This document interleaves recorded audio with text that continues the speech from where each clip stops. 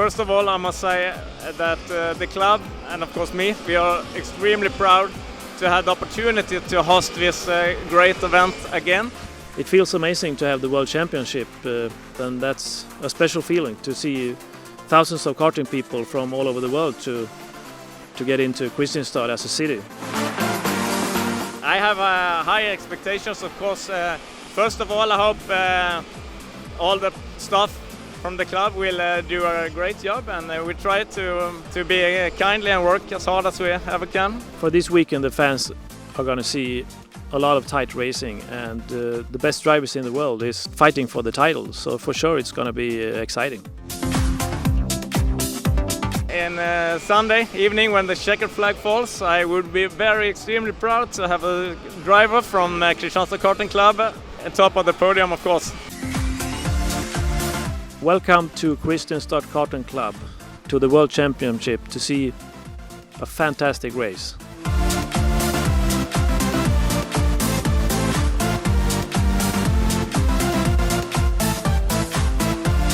How do you compare a chassis in the OK class to a chassis in the junior class? As one of the most experienced men in the paddock, Ricky Flynn, the team principal of Ricky Flynn Motorsport, talk us through the technical differences between OK and junior chassis. I'm Ricky Flynn, team owner of Ricky Flynn Motorsport. Behind me you will see a junior OK chassis. Everything of the chassis is identical to the senior, apart from the tyres. The junior runs a hard compound tyre. The senior runs a medium compound tyre, and the biggest difference is the engine. The engine with the junior has a 14,000 RPM limiter, the senior has a 16,000 RPM limiter and also has a power valve. The weight limit for the junior is 140 kilos, the weight limit for senior is 145 kilos. The junior engine produces around 29 horsepower, the senior around 39 horsepower. In lap time, depending on the track, is between 1.5 seconds faster for the senior, and in kilometres an hour is probably around 15 kilometres an hour, again track dependent, sprocket dependent. Competing at the highest level in Europe means sometimes being far away from home. We went down the paddock to know more about the background story of some of the young drivers out there. Let's hear now. Zane Maloney. Alex Catulas. Matthias Agaceta. Tracks in Singapore and other places in Asia where I'm from aren't as developed and the infrastructure isn't as good there. At home, it's just local drivers, so just drive upcoming drivers that are trying to make it up here.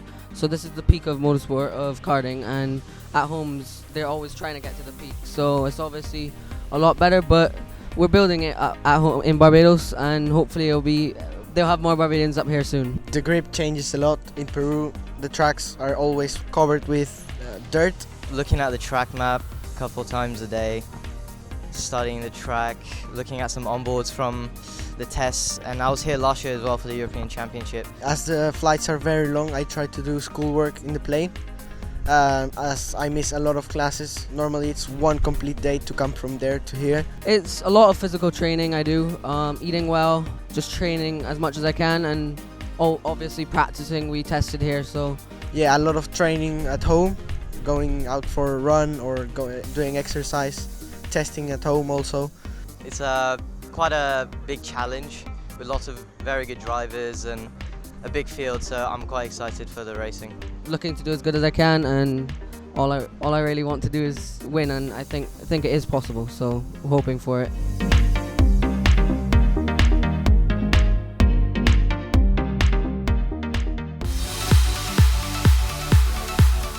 The best young drivers from across Europe, North and South America, Africa, Asia and Australasia have congregated at the Åsum Ring International at Kristianstad in Sweden for the 2018 FIA Karting Junior World Championship. Over 100 of the world's best junior kart racers will bid for just 34 slots on the grid on one of the most exciting kart circuits in the world. Let's ride on board with Gabriele Mini from Parolin on a tour of the circuit. Up the straight, getting over the crest, dipping down low to gain traction and speed as Gabriele Mini flies through turn 1 flat on the throttle, a blip of the brake, over the chicane, carry plenty of speed through the right and left, keep the speed powered up towards turn 4, the hairpin, the first major braking point on the circuit, get back on the power, up and over the crest, you get airborne over the bump, then into the left-hander, tight, slow and patient, then back on the power once again, rising up towards turn 6, in through the hairpin, nice and careful on the exit because you're going to get that curb, then into turn 7, through the tight hairpin, and keep that mode very calm and smooth as you go through the next hairpin, end of the second sector, keep the power high through turn 9, then up towards 10 and 11, the tyres working their hardest through the double left apex, continuing that smooth, comfortable rhythm into the final hairpin, good exit, back onto the power, up on the main straight once again. For tyre supplier Vega, it's a chance to show off their technical expertise, as Jules Credeville explains the hard compound is more than good enough for the challenges of the World Championship. Here we have no problem of wear because the track is not a demanding track, and the weather conditions are pretty easier for us because the temperature is low, so we expect no problem for the wear.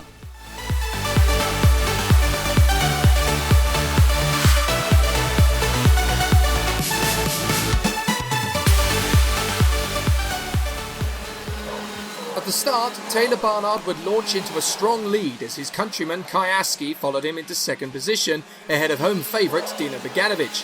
Victor Bernier would hang on for fourth place, whilst Gabriele Mini would storm past Gabriel Bortoletto into the chicane and stamped his authority on fifth place, with Maurice Amon getting through for sixth as well. It looked like things were settling in nicely at the front, but not a single driver in the top 6 at the end of lap 1 would finish the race in their present position. Ward Racing's main man in the junior category, Dino Beganovic, would take the first leap of faith and made a last-minute challenge on the inside of Kai Aski at turn 6. It was a tough move, but he made it stick and was now in second place. For some reason, Aski was unable to show the same pace in the final as he had done in the heats, and Bernier knew he was vulnerable. He opened the door at turn 5 and made sure there was enough space for Gabriele Mini to move up a place as well. But the fans were about to be treated to some exceptional moves. Brazil's Gabriel Bortoletto saw his own chance to make progress and saw fit to overtake Aski as well. Up ahead, just when it looked like Beganovic would close in on Barnard, Victor Bernier made his challenge into turn 7 and began to rewrite the entire script for the rest of the race.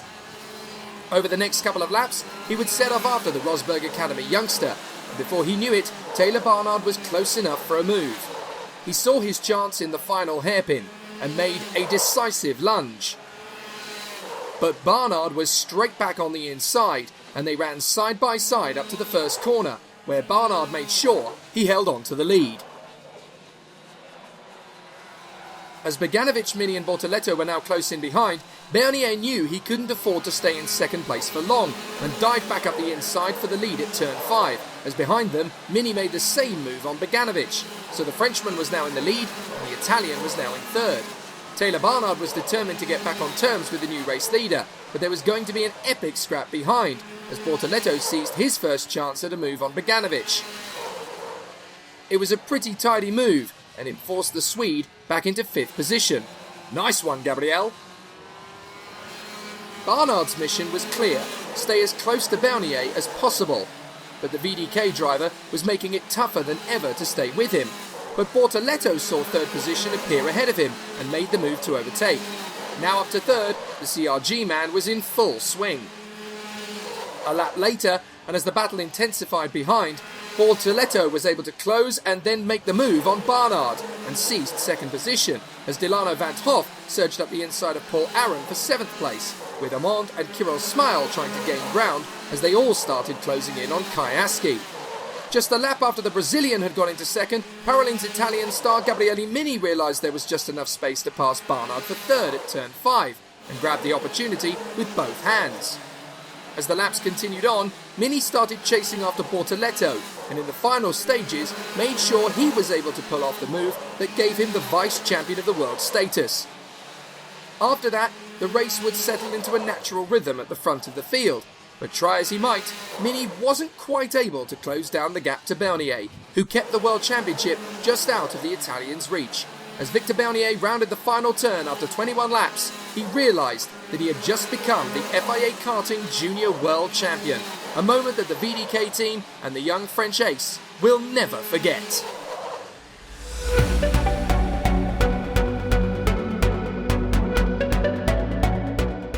Oui, c'était un super week-end. Yes, it was a great weekend with a world title at the end. It's just fantastic. That's it. I still don't realise. It's fantastic. Yesterday the conditions were very, very complicated with lots of changes from rain to dry chassis. In the wet it was more complicated, but it worked better in the dry. That's it. Today was dry and all for the better. A good result at the end. Et voilà, aujourd'hui c'était sec et tant mieux et un bon résultat à l'arrivée.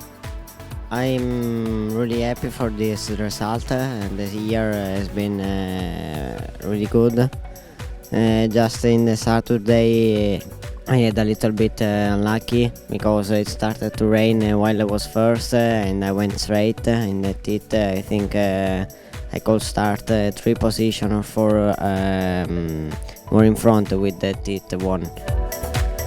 I start from all hits and different conditions of water, dry, it's difficult.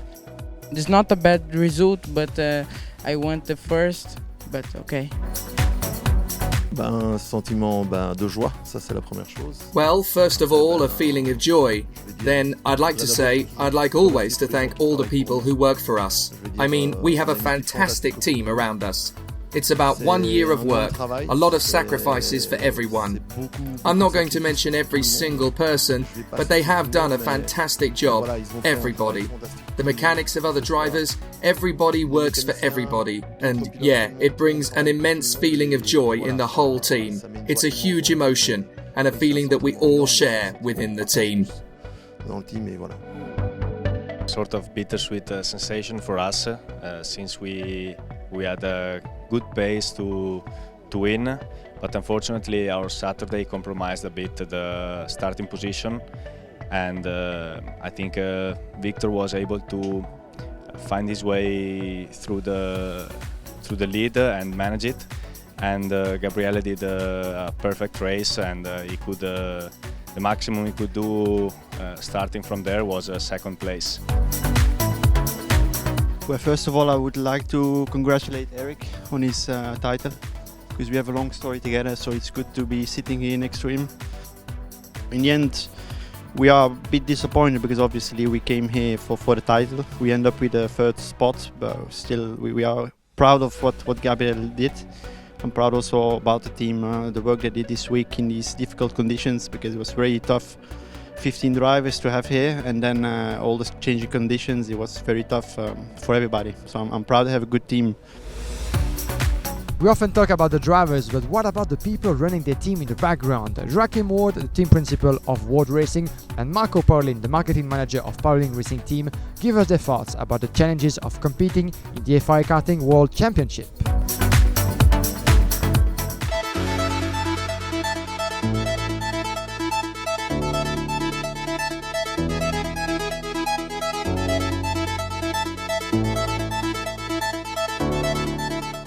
Well, the World Championship is the race of the year, so it's not a race you start preparing 2 weeks before the event, but it's the result of a whole lot of work that the team carried out throughout the year. So I would say that most of the job to prepare the World Cup has been done the past month, and 2 weeks before the race you start working on the details and to adapt the whole package to the specific conditions of the World Championship. I would say that the bit of adrenaline of the World Championship gives you more motivation to do even more of what you have done throughout the year, but at the same time we have to keep calm and try not to get too much overstressed for this special race. Logistics plays an important part in our sport for many reasons. One is the cost reasons, and one is also the practical reason to make sure that with less effort as possible you can have all the things you need at the track. So we start planning the logistics in the first part of the year, trying to find what is the best solution for trailers, hotels, and maybe sometimes you involve the dealers, you have to help and support the team in some specific countries. So it's also an interesting part that most of the people don't see, but it's quite important in our job.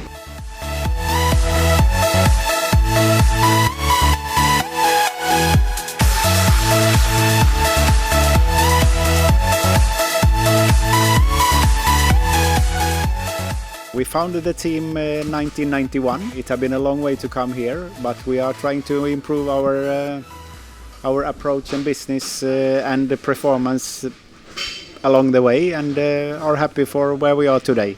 The main approach for the weekend is, of course, to make every client satisfied and have a good chance to make a good result. Of course, we have been preparing for this race for a long time and try to step by step improve our performance during the later part of the season to hopefully be at our best position right now.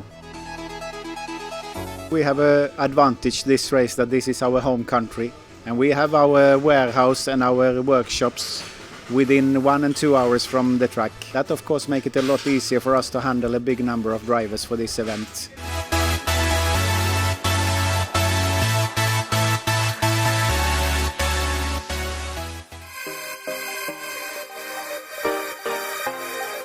Racing drivers from all over the world are heading to Kristianstad in Sweden, bidding to join the ranks of Jarno Trulli, Lando Norris, Jan Magnussen and Vitantonio Liuzzi as FIA Karting World Champion. Those drivers all made it to Formula 1. Will the 2018 World Champion do the same? To find out, that driver will first have to tame the technical challenge of the Åsum Ring. Last year's Junior World Champion Dexter Patterson takes us around the circuit in his first campaign as a senior. The first sector of the lap is almost identical to that of a junior kart, flat out through turn 1, hopping over the curbs, hard braking into turn 4, power out on the throttle and getting some scary airtime over the bump on the exit. But from there on, things are quite different. Although the chassis is identical to the junior, the engines produce 10 horsepower and 2,000 RPM more than in the junior category, and the addition of the power valve means that the kart powers out of corners in a more direct and immediate fashion. The difference over a single lap can be as much as 1.5 seconds. The tyres are under the most stress at the third sector of the lap with 3 fast corners in quick succession, followed by a demanding hairpin with more than one good racing line to gain traction and speed onto the home straight. You need guts, guile and determination to be fast at Kristianstad.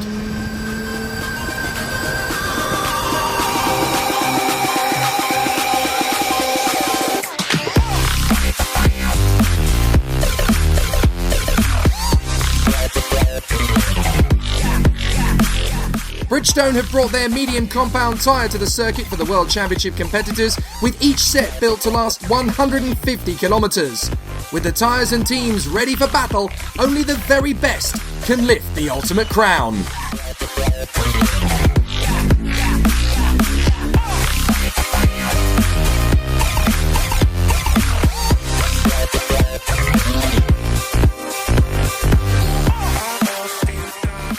The World Championship final began with Lorenzo Travisanutto and Hannes Janker sprinting into the lead as expected, with Luigi Coluccio making a move of pure genius to dart to the inside line and bid for third, but David Vidales held on through the first chicane.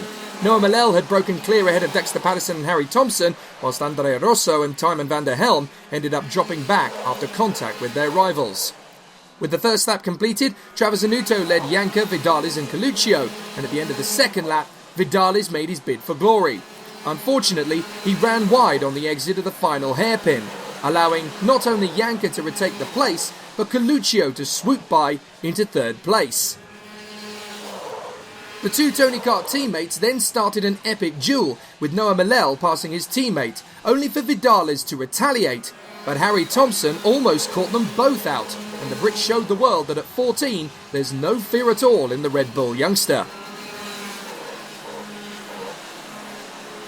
Vidales would then eventually complete the move on teammate Malel as Dexter Patterson passed Thompson for 6th, but the Tony Kart teammates got too close and chaos was just averted.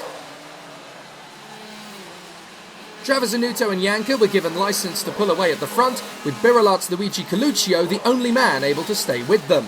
At 1/3's distance though, enough was enough, and Hannes Janker pounced for the lead, eager to add the World Championship to his European crown. But Travisanutto wasn't done yet. As the leaders continued to run away, Robin Sario was left to watch from the sidelines as the battle for fourth continued, with Patterson launching up the inside of Vidales, only for the move to be undone almost immediately. Behind, there was another new candidate, Johnny Edgar, who had fought from 23rd on the grid and was now behind Thompson. Patterson tried again to pass Vidales a lap later, and this time he sealed the deal just as Edgar passed his fellow Red Bull Junior. Janker continued to lead Lorenzo Travisanutto, with Galluccio staying in touch just in case something went wrong. Disaster struck behind them out of sight of the cameras as Harry Thompson would retire from his first attempt at the World Championship. Lap after lap, the Italian stallion would charge after his German rival, searching for the overtake. And finally, a moment opened up for Lorenzo Travisanutto into turn 5 with only 2 laps to go. It was bold, it was swift, and it was magic. The Italian was through and looking good for the world title. No matter what he tried, Janker just couldn't retaliate, and it looked certain that the runner-up spot would have to do.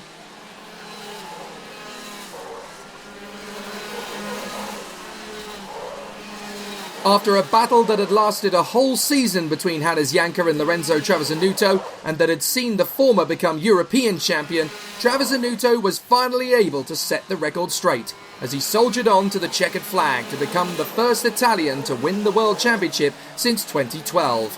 And with 2016 Formula 1 World Champion Nico Rosberg cheering him on from the starting gantry, the moment couldn't have been more sweet. After 25 laps, Lorenzo Travisanutto was now champion of the world. Janker was second and Galluccio third, but after a sensational battle, it was only fitting that the two brilliant rivals were able to shake on a totally clean, fair and terrific fight. All the weekend was really nice. We started with the pole and we kept it through the heats. And then, the final was actually quite hard. We had a setup that was made for hot condition and the clouds didn't help us at all. But at the end I managed to find my own pace, and giving that little extra bit I managed to get close to him. That was it. I knew the final was very long. He overtook me around lap 9-10, something like that. And so I kept my tires for a little while to make it last longer. Anyway, I knew it was between me and him. And so I waited until the last 5 laps to give that little extra push. It was an amazing fight the whole weekend. Already in the heats, we were battling a lot. In the rain, he was always a little faster. In the dry, it seemed to be me. But on the final, he was it. But I think overall, the whole season, we were battling very close. I think he was a bit more unlucky than me this year. He already deserved more titles. So I'm happy with my title this year, and second is good as well. I'm very happy for these results, and I think it was my best race of the season. We had 3 hits in rain. I was not quite fast in rain, and when the track was dry, I win 3 hits, so I was fast. I am very happy for sure, because when you win the one title, you are very happy, especially for Lorenzo, because he have a very 2 difficult season. Last season, this season is always top driver, always is nearly to win, but he never won one championship. He never have one championship in the pocket. Finally now I think he deserves more than me, but I deserve 2 for him, because he's also the real winner, I think, for the season. It's amazing to finish second in the World Championship, the biggest race, to fight against official teams. I'm really happy with my team. With all the mechanics, it's fantastic to work with them. It's been a very hard weekend because the conditions changed a lot during all the week. I'm very happy to also because it's been my first championship, not like a driver, so it's a big stress now when you are outside and you wanna put your effort, but it's different. So I wanna say just thanks to everybody for this result. As one of the prestigious guests for the final races of the weekend, Nico Rosberg spent an exciting day watching the youngsters battling on track. Let's hear now from 2016 F1 World Champion and the head of the newly created Rosberg Racing Academy. I really like to be involved and see all these talented kids do their thing out there, and also, of course, I mean, the team that I'm involved with, so Rosberg Academy. We won today with Laurie and even had a great chance in the OK Junior category with Taylor Barnard. So it was a special day, and I'm really happy also for Dino Chiesa, who's my ex-boss, who does the Kart Republic chassis, which we also race, and he was first and second with that chassis, so it's the best chassis in the world, and so it's great to see him have so much success straight away out the box with his first chassis. These are my roots, and I really want to give back a little bit now to my sport, and there's so many young kids out there who have so much talent and who maybe don't have the financial means to keep on racing, and that's where I want to come in and really try and support them, and so that's really emotional. That's the final say for the highlights of the World Championship and World Junior Championship from Sweden, where the 2018 FIA Karting season has ended on the highest note possible. Thank you very much for watching, and see you next year for some more exciting racing.